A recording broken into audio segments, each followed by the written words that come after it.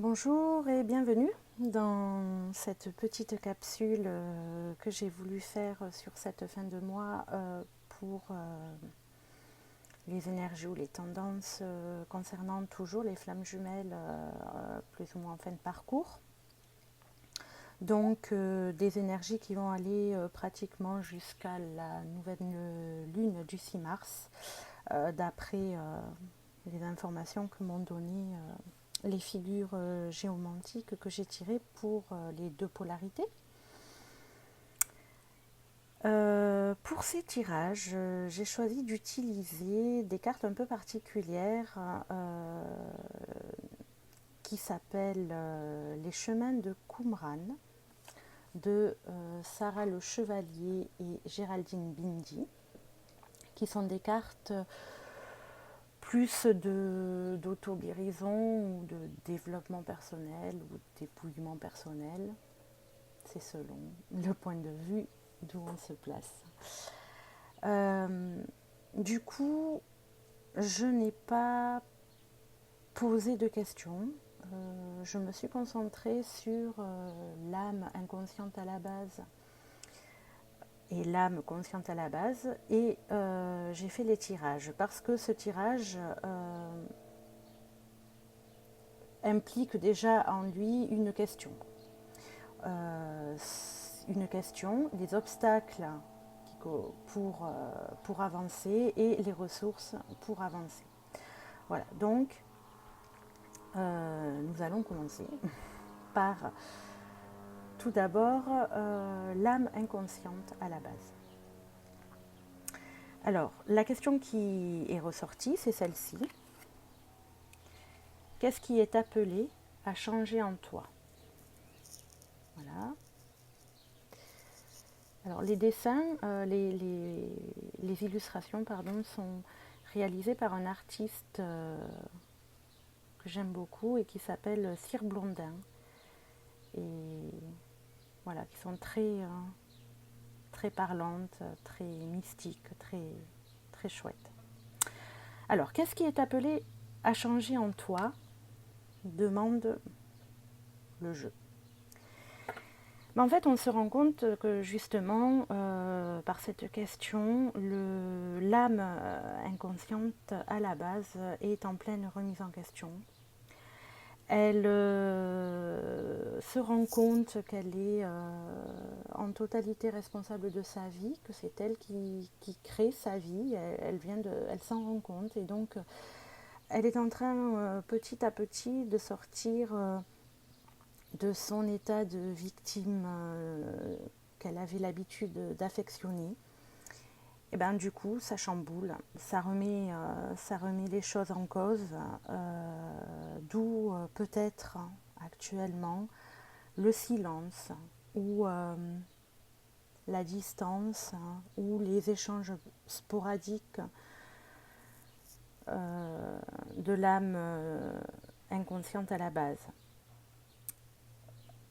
Alors cette carte me fait rebondir sur la figure géomantique que j'ai tirée également, qui est complètement en lien avec cet état-là, puisqu'il s'agit de la figure géomantique Coda Draconis, qui signifie la queue du serpent. En géomancie, c'est une figure négative qui exprime l'enfermement, le stress, les contrariétés, le mal-être. Et donc, du coup,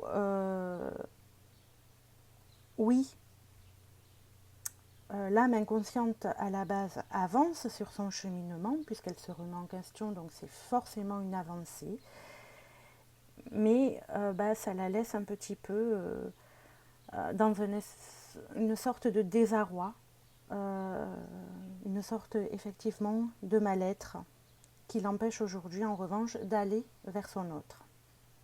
D'autant que les obstacles qui sont ressortis par rapport à tout ça, c'est la croyance que la vie est difficile.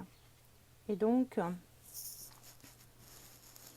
voilà, vous voyez des cordes qui enserrent des objets, très très bien serrées, les cordes, et du coup, voilà, le,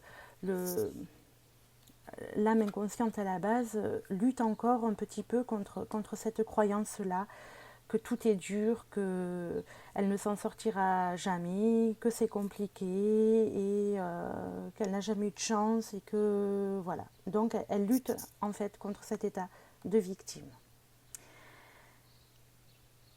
En ressources, il est sorti le partage, qui vient dire à l'âme inconsciente à la base qu'en fait, pour réussir sa remise en question, réussir à sortir de cette croyance que la vie est difficile, elle doit ne pas rester dans son coin, bien au contraire, mais oser parler, oser se confier, alors peut-être à ses amis proches, hein, qu'il a des amis de confiance, à un thérapeute, voire même à son autre, mais ne pas rester dans son coin, parler, accepter, elle aussi, de recevoir, de donner et de recevoir. On lui dit par cette carte du partage qu'en prenant soin de ses blessures, euh, bah, elle, elle va réussir et en le partageant, elle va réussir à se libérer de ces schémas de victime. Cette carte vient lui dire aussi qu'on ne lui demande pas, qu'elle n'a pas à être parfaite. C'est pas ça le but. C'est pas d'être parfait. C'est pas pour ça qu'elle sera aimée davantage. Non. Le but, c'est d'être telle qu'elle est. Et c'est telle qu'elle est que son autre l'aime. Voilà ce que vient de lui dire cette carte. Donc, en résumé, une âme inconsciente à la base qui avance, qui évolue, qui se remet en question, mais qui actuellement est un peu repliée, je vais dire, sur elle-même, justement du fait de cette introspection et du fait de guérir justement ses blessures. Et l'un de ses plus forts comportements, qui est l'état de victime. Elle est en train de s'en séparer, de s'en libérer. Et ça, je pense que ça dure environ une quinzaine de jours. Voilà, on va aller de ce pas voir où en est elle, la féminine, et je vais mettre sur pause. À tout de suite. Alors voici donc la seconde partie consacrée à l'âme consciente à la base. Alors il me semble avoir terminé par la féminine. Un petit lapsus. Pourquoi ? Parce que effectivement, l'âme consciente à la base est très à 95% des cas la féminine, et que l'âme inconsciente à la base est le masculin. Voilà. Mais nous allons rester sur l'âme consciente à la base. Alors, qu'est-ce qui est ressorti pour ces énergies de fin de mois, début de mois de mars, pour l'âme consciente à la base? La question qui est ressortie, c'est: en quoi la vie est-elle ton allié? En quoi la vie est-elle ton allié? Eh bien, ça vient lui dire, déjà, sur l'ensemble du tirage, on voit que les énergies là pour l'âme consciente à la base sont beaucoup plus légères. Alors je ne sais pas si c'est le printemps qui approche, en tout cas, voilà, elle a envie, cette âme, cette polarité de liberté, de de douceur, de légèreté. On va le voir avec l'ensemble du tirage. Donc on lui dit en quoi la vie est-elle ton allié. Elle a compris que la vie, que l'on peut appeler la source, l'univers, était une énergie qui nous dépasse. Et en fait que qu'en étant dans le laisser être ou le laisser faire, en accueillant ce que la vie nous apportait, que c'était beaucoup plus simple et facile, que ça ne servait à rien de résister et que de toute manière, valait mieux l'accueillir et prendre les événements qu'elle plaçait sur notre route comme des messages d'avancer sur nous, d'avancer vers l'autre.